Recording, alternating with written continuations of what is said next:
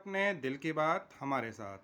नमस्कार दोस्तों, स्वागत है आपका हमारे इस सेशन में। और यहाँ पर आप अपने दिल में जो भी प्रश्न आते हैं, चाहे वो आपके करियर से जुड़े हों, एकेडमिक से जुड़े हों, आपकी पर्सनल लाइफ, प्रोफेशनल लाइफ, जो भी आपके सवाल हों, आप हमसे यहाँ से पूछ सकते हैं। और कोशिश की जाती है कि आपके सभी सवालों के यहाँ पर हम जवाब दे पाएँ।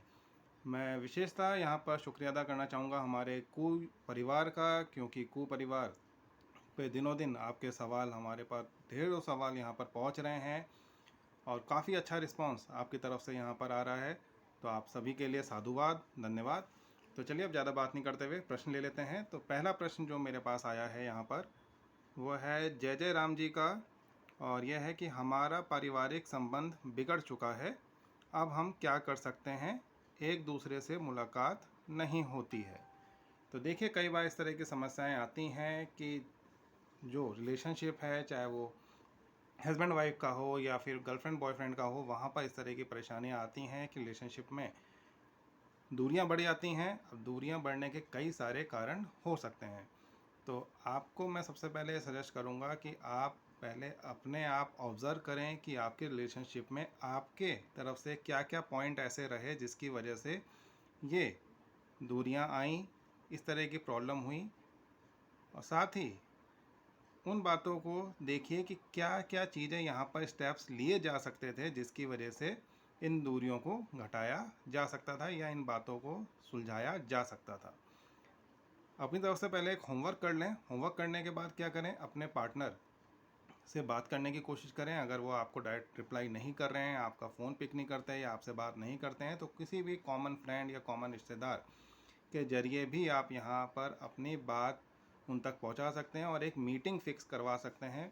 उसमें क्या होगा कि आपको अपनी बातें रखनी होंगी, जो प्रॉब्लम्स रहीं, जो दिक्कतें रहीं, वो आपको वहाँ पर बताना होगा और साथ ही उसके लिए माफ़ी भी मांगनी होगी। और यकीन मानिए, जब आप अपनी किसी बात पर, अपनी किसी गलती पर सामने वाले से माफ़ी मांगते हैं, तो सामने वाला भी उस चीज़ को समझता है, रियलाइज़ करता है और उसके अकॉर्डिंग वो आगे भी आपकी बात सुनता भी है और फिर उसके अकॉर्डिंग एक्शन भी लेता है। तो यहाँ पर डिपेंड करेगा कि आपका पिछले दिनों क्या यहाँ पर एक दूसरे के साथ वार्तालाप रहा है, किस तरह का बिहेवियर एक दूसरे के साथ आपका रहा है।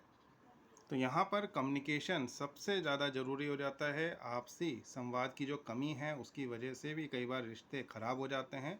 अगर आप उस कम्युनिकेशन गैप को फुलफ़िल कर पाएँ, तभी आप अपने रिलेशनशिप में आगे बढ़ पाएंगे। और साथ ही उन बातों को ज़रूर ध्यान रखें कि आपकी किन गलतियों की वजह से रिलेशनशिप में दरार आई है, दिक्कतें आई हैं, उनको दोबारा दोहराने का प्रयास बिल्कुल ना करें, वरना इस तरह की प्रॉब्लम दोबारा आपके रिलेशनशिप में आ जाएगी।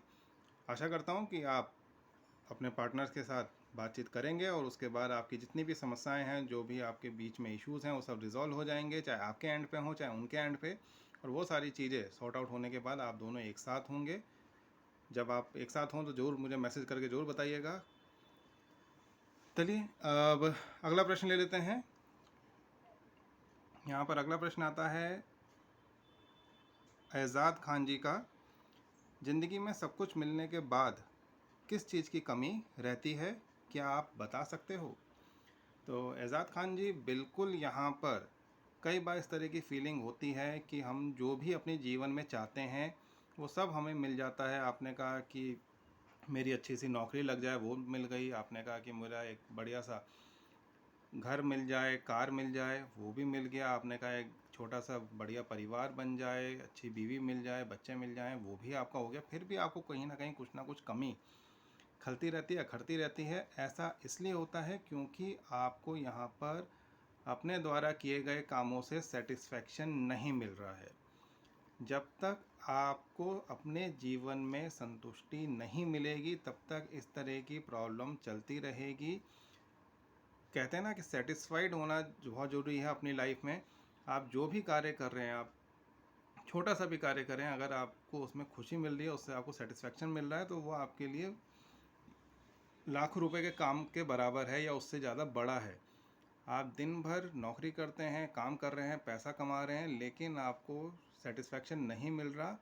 वहीं दूसरी तरफ कुछ लोग ऐसे भी हैं जो अपना एनजीओ चलाते हैं, अपना छोटा मोटा काम करते हैं और बहुत ही खुश रहते हैं अपने घर परिवार के साथ। क्योंकि उनको समय दे पाते हैं। तो यहाँ पर बहुत सारी चीज़ें ऐसी होती हैं जो कि सेल्फ सेटिस्फेक्शन बेस्ड होती हैं। अगर आपको अपने जीवन में सेल्फ सेटिस्फेक्शन नहीं मिल रहा है, आत्मसंतुष्टि नहीं मिल रही है, तो फिर इस तरह की प्रॉब्लम, इस तरह के इश्यूज़ आपको फेस करने पड़ सकते हैं। कोशिश करें कि जो भी अपने कार्य करते हैं, जो भी कर रहे हैं, उनको इस तरह से पूरा करने का प्रयास करें जहाँ पर आप खुद अपने आप से सेटिस्फाई हों, अपने कामों से सेटिस्फाई हों। तभी आपको अपने जीवन में आनंद की अनुभूति होगी, आप अपने आप को सेटिस्फाई महसूस करेंगे और आपको खुशी भी मिलेगी। सेटिस्फैक्शन अब अकेले नहीं आता, उसके साथ खुशी उसका बाय प्रोडक्ट है, वो आपको अपने आप ही मिलेगी।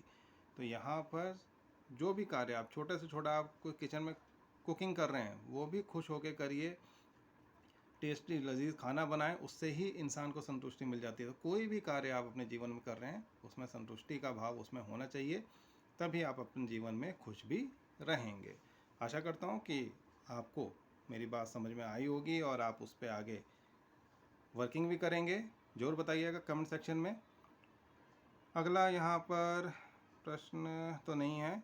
हेलो आया है, हेलो सर आया है सुरेश मरे जी का, तो हेलो आपको भी। देन अजय रॉय जी का, हाँ जी सर। अच्छा, ये कोई प्रश्न का जवाब इनको मिला होगा या कोई बात रही होगी, इसके रिगार्डिंग इन्होंने लिखा है। चलिए, अगर आपको मेरा जवाब पसंद आया तो उसके लिए धन्यवाद।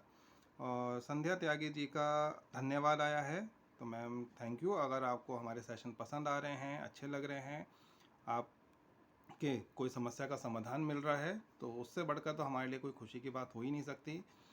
ये भी एक तरह का सेटिस्फैक्शन ही है। यहाँ पर कू पे अगर हम आते हैं या लाइव सेशंस में आते हैं, चाहे दूसरे और प्लेटफॉर्म्स पे जाते हैं, तो वहाँ पर जो भी ऑडियंस हमसे इंटरेक्ट करती है, जो भी यहाँ पर आपके प्रश्न होते हैं, अगर उनके हम सवालों के जवाब दे पाते हैं और आप उस पर रिलेट कर पाते हैं और आपको वो सवाल पसंद आते हैं, तो ये भी हमारे लिए एक सेटिस्फैक्शन ही है। यहाँ पर भले पैसा मिले ना मिले, लेकिन एक हमें भी अंदर से संतुष्टि का भाव मिलता है। तो यहाँ पर एक और प्रश्न आया है राजवती जी का। प्रश्न तो नहीं है, ये मेरे पिछले वीडियो के रिगार्डिंग इनका आया है कि आपने बिल्कुल सही कहा, मान सम्मान से बढ़कर कुछ नहीं होता। तो बिल्कुल सही बात है, यहाँ पर मान सम्मान से बढ़कर कुछ नहीं होता है। इंसान को अपने जीवन में अपने मान सम्मान का ध्यान बिल्कुल रखना चाहिए।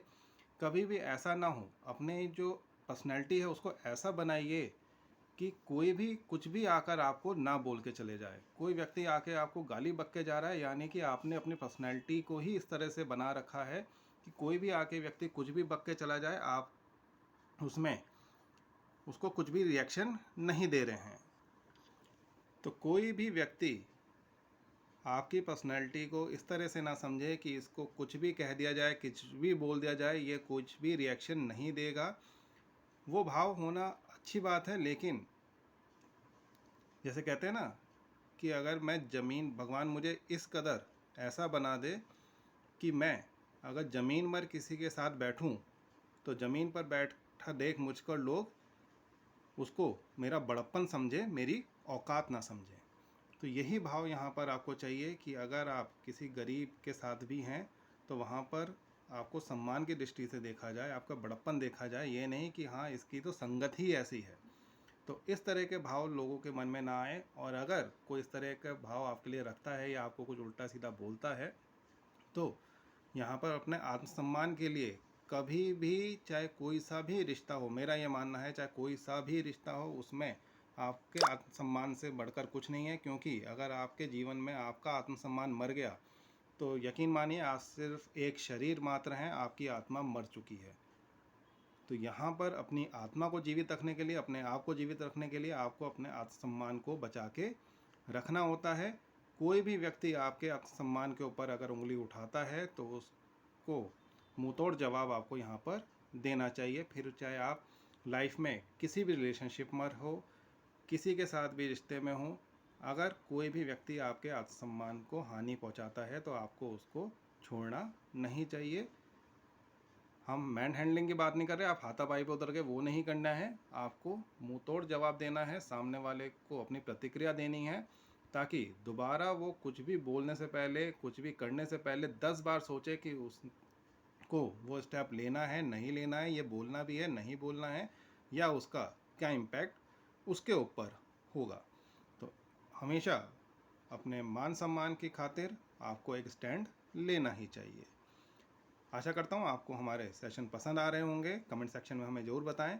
साथ ही अगर आपके कोई प्रश्न हो, आपके कोई सवाल हो, चाहे पर्सनल लाइफ से जुड़े, प्रोफेशनल लाइफ से जुड़े, आपके एकेडमिक्स, आपके कैरियर, वो सारे सवाल आप हमसे यहाँ पर पूछ सकते हैं। कोशिश की जाएगी आपके सभी सवालों के जवाब यहाँ पर ले पाएँ और ज़्यादा से ज़्यादा सवालों के आंसर यहाँ पर हम कर पाएँ। तो चलिए मिलते हैं किसी और दिन किसी और सेशन में। तब तक के लिए नमस्कार।